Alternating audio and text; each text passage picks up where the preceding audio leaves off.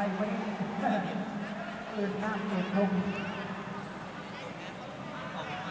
านผู้ชมกลับมาที่เวทีมวยสนามกีฬาในห่มบึงขยองแผนกศึกษากีฬานครหลวงมาติดตามชมการถ่ายทอดสดกล้องจับไปทั้งมุมสีฟ้าก็มีทั้งอาจารย์ภูเบิ่งภาพซ่ามัดขวาของใจสร้างมาแถมด้วยแข้งขวาเน็บไปแต่ว่าแข้งขวาของทั้งไทยทัศน์เอาคืนคือกันเบิ่งจับจังหวะมา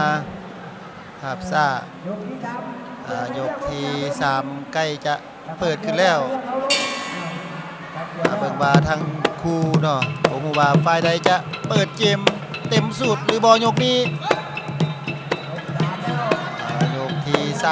3ศอกจังหวะย่างเข้าหาใจสังมามัดขวาตีเข้าซ้ายเน็บเข้าขวาคืนเข้าซ้ายหน้าขาบางบาจะให้ทางไทยทัดนั้นหนีบ่ออกทางใจสังมาเริ่มบุกไวแล้วบางจะให้ทางไทยทัดตั้งหลักว่าได้อุ้ยเตะขาอีกแล้วตีเข้าไปหมุนไปเน็บเข้าซ้ายไทยทัดกัดโต้ด้วยเข้าตลอดเบิ่งมาพละกำลังการฟิตซ้อมยกไผซ้อมมาดีกว่ากันแข่งกว่าไทยทัดแกงกว่าของใจสังมาโต้กลับทันทีก็ให้ติดนี่จันสกัดไว้ไทยทัดแข่งกว่าใจสังมาจันสกัดไว้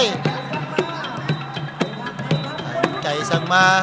นักกีฬาจากบ้านหนองบึกเมืองสีโคตรใครมวยคนใจสีโคตรแข้งซ้ายอุ้ยลงนี่เต็มเลยดอกนี้แข้งซ้ายจับทิ่มไปใจสังมาโอ้ออกลูกแข็งแห้งแล้วมุมสีแดงไทยทัดว่าจังใดการฟิตซ้อมมาดีหรือบอลมุนีแข้งขวาใจสังมาอุ้ยจับทิ่มไปมาจังใดทั้งไทยทัดของแข็งลูกหนักของทั้งใจสังมาเข้าไปเข้าซ้ายจับทิ้งไปทิ้งคืนตีเป็นสุดคือกันเอาคืนด้วยกันในฐานะเป็นนักมวยรุ่นอ้ายประสบการณ์อาจจะหลายคนแต่บาการฟิตซ้อมนั้นพละกำลังความแข็งแรง